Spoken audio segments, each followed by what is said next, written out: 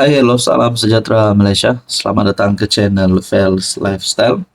Terima kasih kerana terus setia dan terus bersama di dalam channel ini. Satu lagi kejutan, kali ini tidaklah mengejutkan sangat barangkali. Sekali lagi melibatkan kepimpinan Perikatan Nasional. Sebelum ini kita dengar ada dua pemimpin PAS yang didakwa mengganggu pilihan raya umum Singapura. Kali ini pula, mungkin saya boleh kata ini melibatkan satu perkara yang amat sensitif. Dalam satu artikel daripada Harapan Daily, Adun PN ini, sedar ke tidak, beliau dah hasut rakyat tidak percaya pada Agong. Saudara-saudara, ini adalah satu perkara yang amat sensitif dan sudah pasti rakyat Malaysia yang tidak suka dengan perkara begini ataupun cerita yang melibatkan nama yang di-Pertuan Agong, Raja-Raja Melayu, pasti tidak menggemari berita ini. Dan ini pula melibatkan Adun Perikatan Nasional. Tindakan Adun dari Terengganu, Dr. Tengku Muhammad Fakhruddin Muhammad Fauzi, yang didakwa meremehkan Perlembagaan Persekutuan dengan mengatakan ia hanya sekadar kertas, adalah tindakan yang memperkecil kuasa yang di-Pertuan Agong dan Majlis Raja-Raja. Sebelum kita teruskan, kalau benarlah Adun PN ini, pemimpin PN ini, menghasut rakyat untuk tidak percaya pada Agong, adakah dengan ini beliau ini layak dipecat, layak dikenakan tindakan undang-undang?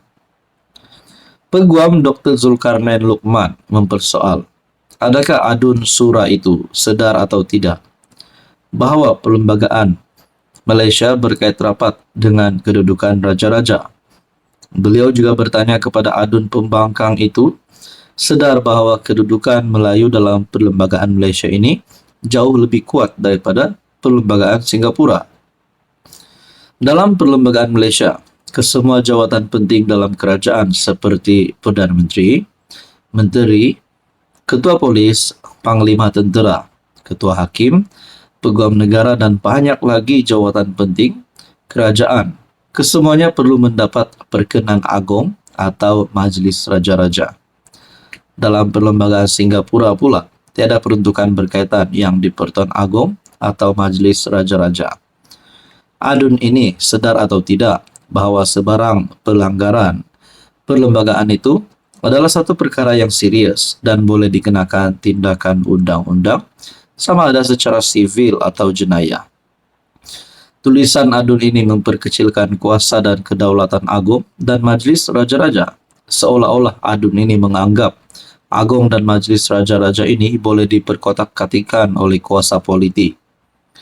Tulisan sebegini adalah satu cenderung kepada perbuatan menghasut rakyat untuk mengurangkan kepercayaan rakyat kepada Agong dan Majlis Raja-Raja.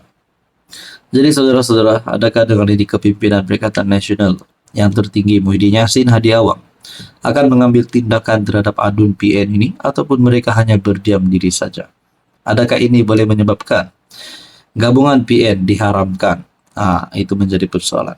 Jadi saudara-saudara, apa komen Anda? Hai, hello, salam sejahtera Malaysia. Selamat datang ke channel Fels Lifestyle. Terima kasih kerana terus setia dan terus bersama di dalam channel ini.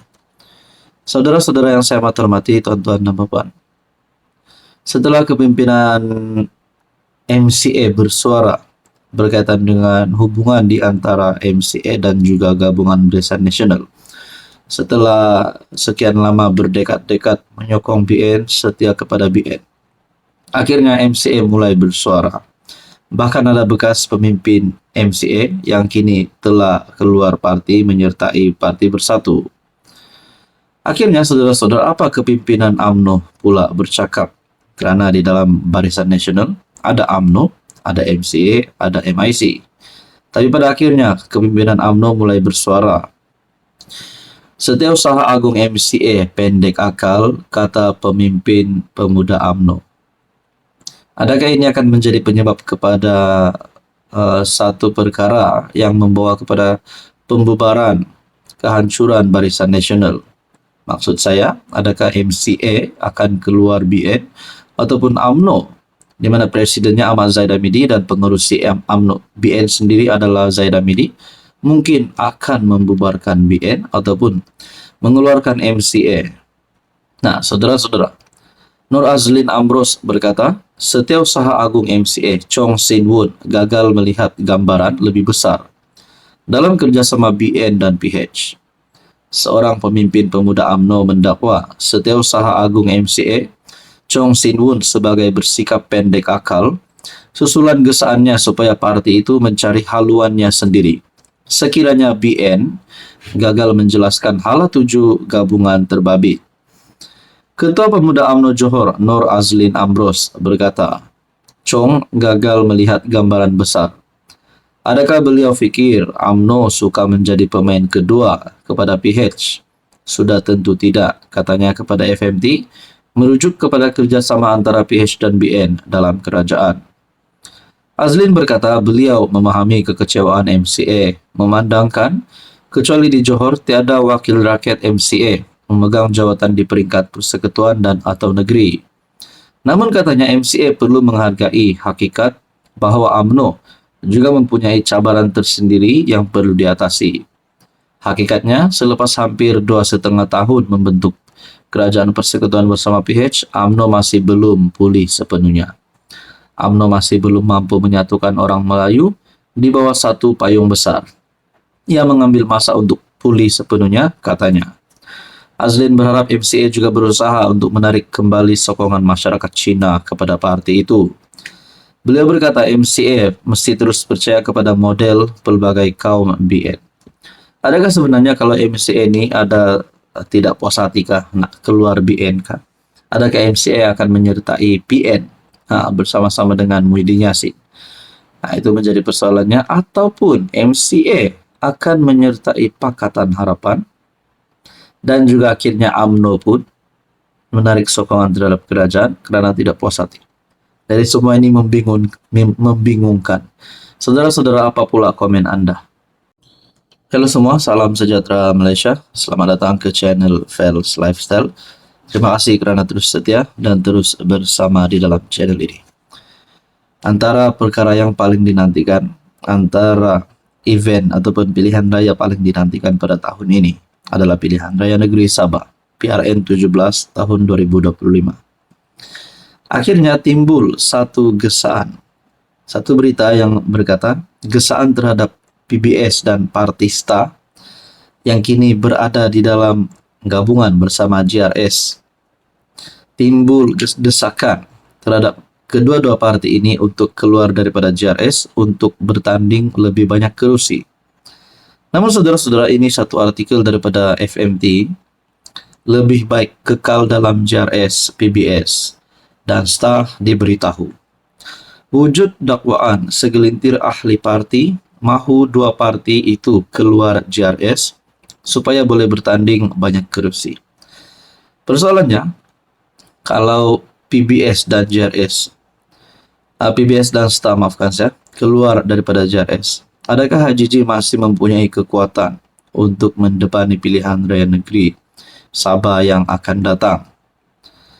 Parti Bersatu Sabah PBS dan Parti Solidariti Tanah Airku STA disaran kekal dalam JRS di sebalik dakwaan wujud desakan keluar daripada komponen itu pada PRN.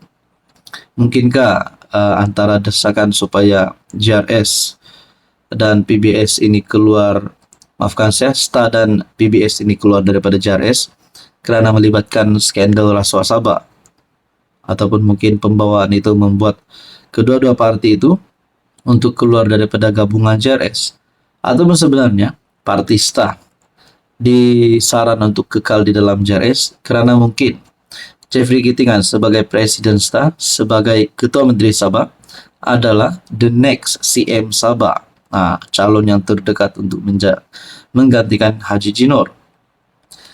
Seorang penganalisis politik enggan dinamakan mendakwa.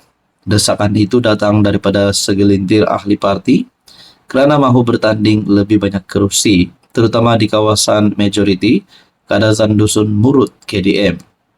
Romzi Ationg dari Universiti Malaysia Sabah mendedahkan pihak tertentu dalam PBS dan STA mahu parti mereka keluar daripada JRS dan bersekutu dengan pihak lain jika mereka tidak memperoleh lebih banyak kerusi KDM. Saudara-saudara, adakah mungkin PBS dan STA akan keluar daripada JRS dan mungkin bergabung dengan UMNO Sabah, Pakatan Harapan Sabah, ataupun mungkin juga Parti Warisan? Ini menjadi persoalannya. Setakat ini pemimpin mereka belum membuat sebarang kenyataan, tetapi langkah terbaik bagi kedua-dua parti berasaskan KDM ini adalah untuk kekal dalam JRS, kata Romzi kepada FMT. PBS dan STA antara 8 komponen parti dalam JRS selain gagasan rakyat diketuai Ketua Menteri Haji Jinor.